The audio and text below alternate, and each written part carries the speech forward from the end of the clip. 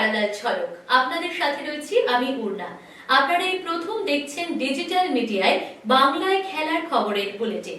ভারতীয় ও আন্তর্জাতিক ফুটবলের যাবতীয় খবর নিয়ে আপনাদের জন্য আমাদের বিশেষ সেগমেন্ট খেল সকার। বিনামূল্যে নয়, ফ্যানকোড অ্যাপে আইএসএল দেখতে গেলে দিতে হবে টাকা। ফ্যানকোডের সাইটে আইএসএল ইভেন্টের প্রোমো চলে এসছে, আর সেখানেই দেখা যাচ্ছে আইএসএল এর ম্যাচ দেখতে গেলে পকেট থেকে 299 টাকা কিন্তু দিতে হবে।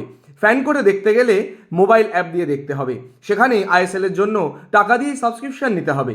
অন্তত এখনো পর্যন্ত ফ্যানকোডের পেজ তো সেই কথাই বলছে। ফ্যানকোড আইএসএল এর ব্রডকাস্টিং সত্ত্ব পেলেও এখনো পর্যন্ত কোন টিভি চ্যানেলে দেখানো হবে তা নিয়ে অবশ্য কোনো নিশ্চিত খবর নেই। আইএসএলের প্রথম ম্যাচ থেকে যাতে ইউসুফকে পেতে কোনো রকম অসুবিধা না হয় সেই কাজ আগে থেকেই করে রাখছে ইস্টবেঙ্গল। ইউসুফ এজেজারিকে আইএসএলের জন্য রেজিস্টার করে ফেললো লাল হলুদ ম্যানেজমেন্ট। এখন শুধুই তার ভিসা পাওয়ার অপেক্ষা। শোনা যাচ্ছে এই স্প্যানিশ স্ট্রাইকারকে আগামী 8ই ফেব্রুয়ারি ম্যাচের আগেই শহরে নিয়ে আসার চেষ্টাও শুরু হয়ে গিয়েছে, কিন্তু শেষ পর্যন্ত তিনি কবে হাতে ভিসা পান তার উপরই সবকিছু নির্ভর করছে। ইস্টবেঙ্গলের অনুশীলনে নেই মোহাম্মদ রশিদ। ছুটি কাটিয়ে গত 30শে জানুয়ারি থেকে ইস্টবেঙ্গল অনুশীলন শুরু করলেও তাদের সঙ্গে নাকি নামেননি রশিদ। কোথায় গেলেন তিনি? ইস্টবেঙ্গলের অনুশীলন চললেও রশিদ কেন নামছেন না, এই নিয়েই জল্পনার পারদ চড়ছে। এমন সময় জানা যাচ্ছে যে রশিদ নাকি ছুটি কাটিয়ে এই দেশেই আসেননি, এখনও আমেরিকাতেই রয়ে গিয়েছেন। আসলে তার স্ত্রী সন্তান সম্ভবা ছিলেন, আর সেই কারণেই এই সময়টা পরিবারের সঙ্গে থাকতে চেয়েছিলেন রশিদ। গত মঙ্গলবারই একটি পুত্র সন্তানের জন্ম দিয়েছেন রশিদের স্ত্রী। নবজাতকের নাম নিজের বাবার নামেই রেখেছেন মোহাম্মদ রশিদ।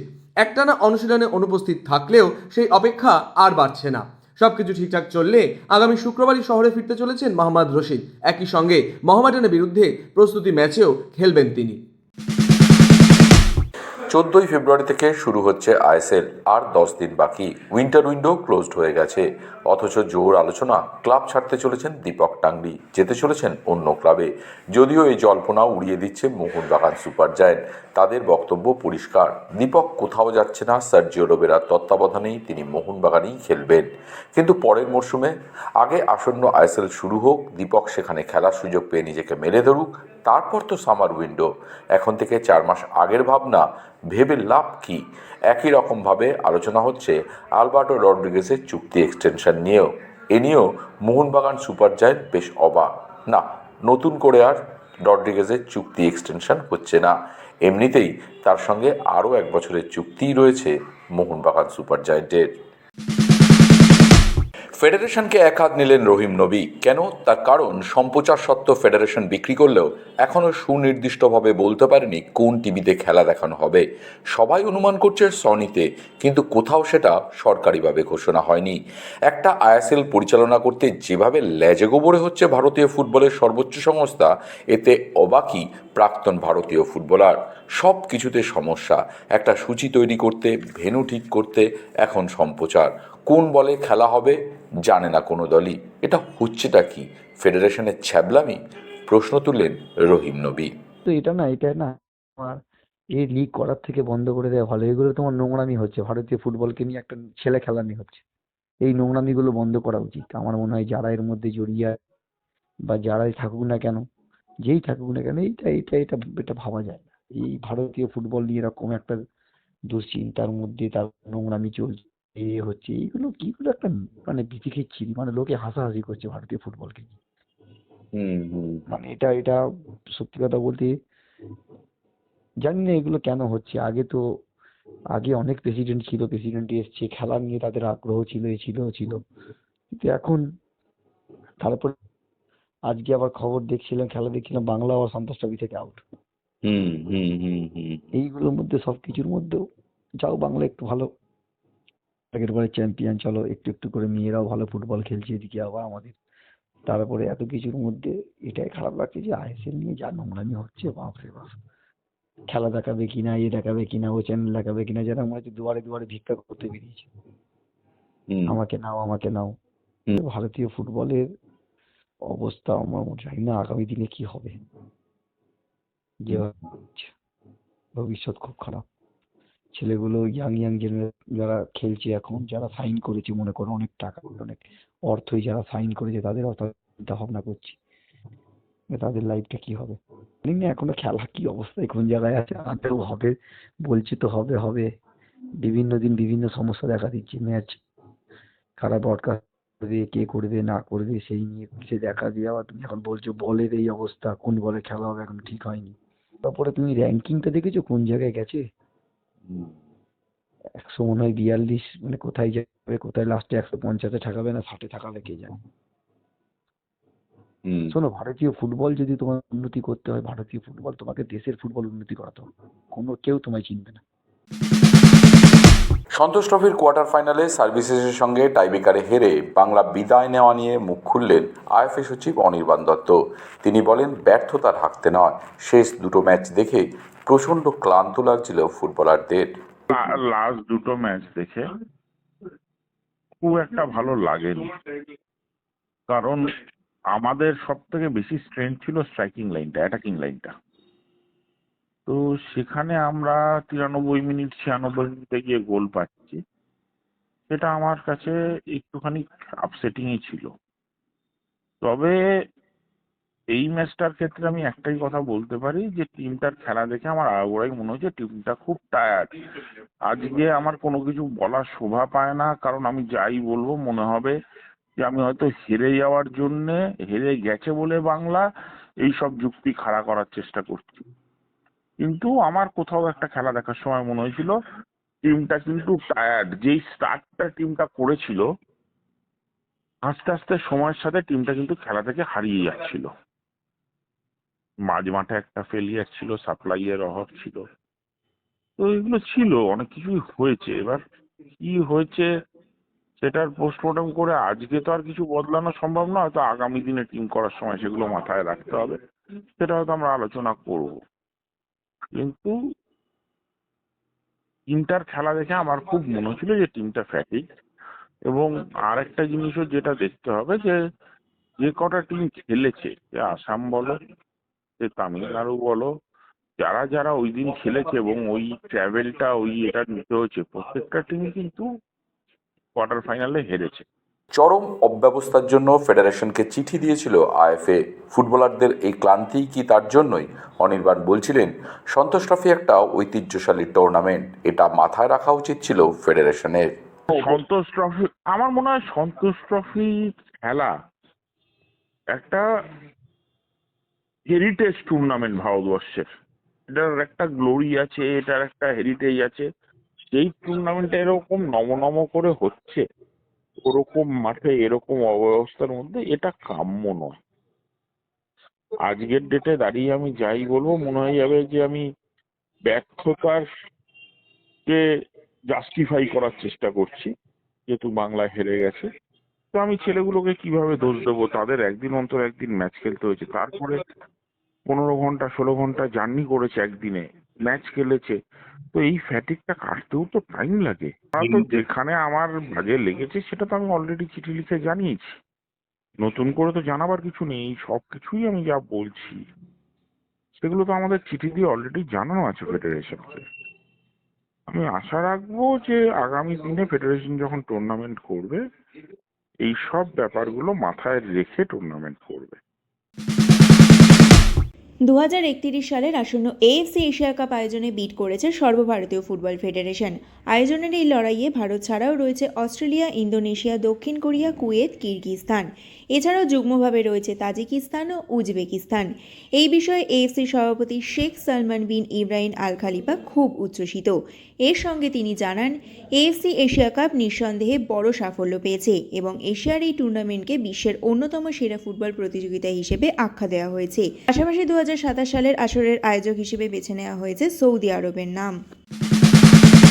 চলতি সপ্তাহের 7 তারিখ রিলায়েন্স ফাউন্ডেশন ডেভেলপমেন্ট লিগে জোনাল পর্যায়ের ইস্টবেঙ্গল মোহনবাগান ডার্বি। তার আগে বুধবার ব্যারাকপুর স্টেডিয়ামে প্রথম ম্যাচে মুখোমুখি হয়েছিল ইস্টবেঙ্গল এফসি এবং রাজস্থান ইউনাইটেড।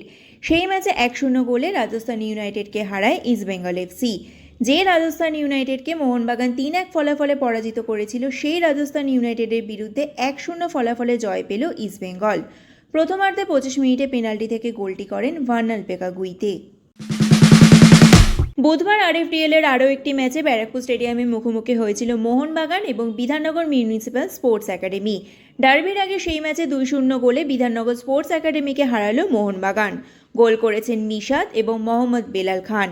এবার 7 তারিখ ডার্বির রং কী হবে সেটাই দেখার অপেক্ষা। আলবাসেতের কাছে হেরে গিয়ে কোপা দেল রে থেকে ছিটকে গিয়েছিল রিয়াল মাদ্রিদ। এবার কার্লোস বেলমেন্টে এস্তাদিও স্টেডিয়ামে কোপা দেল রে কোয়ার্টার ফাইনালে আলবাসেতকে 2-1 গোলে হারালো বার্সেলোনা। বার্সার হয়ে প্রথম গোল করেন লামিন ইয়ামাল এবং দ্বিতীয়ার্ধের আরেকটি গোল আসে অধিনায়ক রোনাল্ড আরাউহোর কর্নার থেকে। শেষ মুহূর্তে আলবাসেতের হয়ে হাভিয়ের মোরেনো একটি গোল শোধ করলেও শেষ রক্ষা হলো না আলবাসেতের। বুধবার ইংলিশ ফুটবল লিগ কাপের ফাইনালে নিজের জায়গা পাকা করে নিল আর্সেনাল। লন্ডনে এমিরেটস স্টেডিয়ামে ফাইনালে দ্বিতীয় লেগে আর্সেনাল 1-0 গোলে হারালো চেলসিকে। ম্যাচের শেষ মুহূর্তে আর্সেনালের হয়ে গোলটি করেন কাই হাভার্টস। এই ম্যাচে কিছুটা চাপমুক্ত থেকেই খেলতে নেমেছিল আর্সেনাল, কারণ প্রথম লেগে চেলসির বিরুদ্ধে 3-1 গোলে এগিয়ে ছিল তারা। বড় ধাক্কা আর্জেন্টিনা ও রিয়াল বেতিস শিবিরে। ক্লাবের তরফে জানানো হয়েছে মিডফিল্ডার জিওভানি লো সেলসোর ডান পায়ের উরুর পেশিতে গুরুতর চোট ধরা পড়েছে। চিকিৎসকদের প্রাথমিক অনুমান অন্তত 2 মাস মাঠের বাইরে থাকতে হবে তাকে।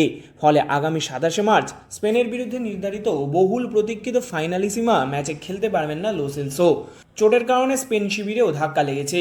দলের গুরুত্বপূর্ণ ফুটবলার নিকো উইলিয়ামসও চোটের জন্য এই ম্যাচে অনুপস্থিত থাকবেন। উল্লেখ্য, এর আগেও চোটের কারণে 2022 ফিফা বিশ্বকাপে খেলতে পারেনি লো সেলসো। ফের বড় ম্যাচের আগে তার ছিটকে যাওয়া চিন্তা বাড়ালো আর্জেন্টিনা শিবিরে। বিশ্বজুড়ে 22 গজের নানান রকম খবর, ক্রিকেটের সেই সমস্ত খবর নিয়ে আমাদের বিশেষ সেগমেন্ট লীগ ছক্কা।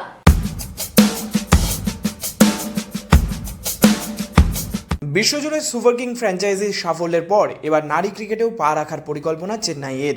মহিলাদের আইপিএল বা ডাব্লিউপিএলে দল নামানোর বিষয়ে আগ্রহ প্রকাশ করেছে চেন্নাই সুপার কিংস।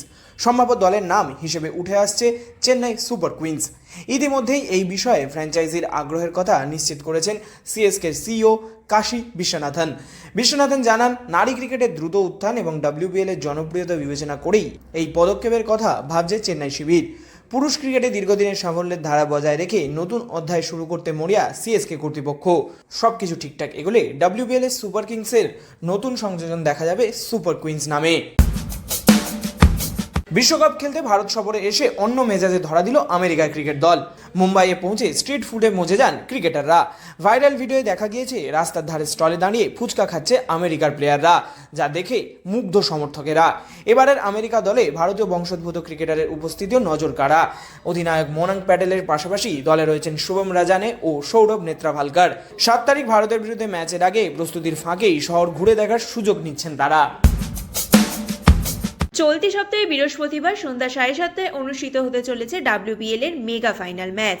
ভদোদরায় মুখোমুখি হতে চলেছে রয়্যাল চ্যালেঞ্জার্স বেঙ্গালুরুর ওমেন্স টিম বনাম দিল্লি ক্যাপিটালস ওমেন্স টিম। এবারে ডাব্লিউপিএলটা অসাধারণভাবেই শুরু করেছিল আরসিবি। টানা 5 ম্যাচে জয়লাভ করে তারা। তবে পরপর 2টো ম্যাচ হেরে কিছুটা চাপে পড়ে যায় আরসিবি, কিন্তু শেষ ম্যাচে উত্তরপ্রদেশের বিরুদ্ধে জিতে পয়েন্ট টেবিলের শীর্ষে থেকেই সরাসরি ফাইনালে জায়গা করে নিয়েছে স্মৃতি মান্ধানার দল। অন্যদিকে পয়েন্ট টেবিলের তৃতীয় স্থানে রয়েছে দিল্লি ক্যাপিটালস। ফুটবল ক্রিকেটের বাইরেও খেলার দুনিয়ায় রয়েছে আরো নানা রকমের খবর, আর সেই সব খেলার খবর নিয়ে আমাদের বিশেষ সেগমেন্ট উইং প্লে। দীর্ঘদিনের ইনজুরি কাটিয়ে চলতি সপ্তাহে ডেভিস কাপে অংশগ্রহণ করছেন টেনিস তারকা জ্যাক ড্র্যাপার। 24 বছর বয়সী ব্রিটেনের এই খেলোয়াড় 2025-এর আগস্ট মাসে ইউএস ওপেনের প্রথম রাউন্ডে ম্যাচের পর চোট পেয়ে টুর্নামেন্ট থেকে সরে দাঁড়ানোর পর থেকে আর খেলেননি। এমনকি 2026-এর অস্ট্রেলিয়া ওপেন থেকেও নাম প্রত্যাহার করে নিয়েছিলেন। এই সপ্তাহে নরওয়ের বিপক্ষে অসলোতে ডেভিস কাপের কোয়ালিফায়ারে খেলবেন তিনি।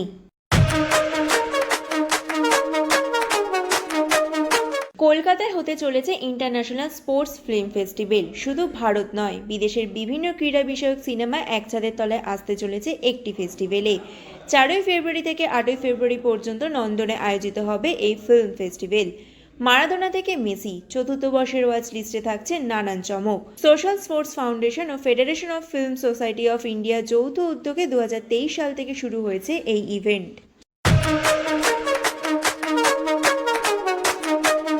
খেলার দুনিয়ায় শোনা যায় নানা রকমের মন্তব্য, আর সেই সব মন্তব্যের কোলাজ নিয়ে আমাদের বিশেষ সেগমেন্ট থ্রো ইন। ভারত অন্যতম ভয়ঙ্কর দল। এই দলের সব আছে, অভিজ্ঞতা আছে, তারুণ্য আছে, ভয়ডরহীন ক্রিকেট খেলার মানসিকতা আছে। প্রত্যেকে জানে তার ভূমিকাটা ঠিক কী, সেই কাজটা সে ভালো করে করছে। তাই বিশ্বকাপে আমি সূর্যদের দলকেই এগিয়ে রাখবো। প্যারালাল ঝলক আজ এ পর্যন্তই। খেলার দুনিয়ার সেরা প্যাকেজ নিয়ে দেখতে থাকুন প্যারালাল ঝলক প্রতিদিন রাত 10টায়।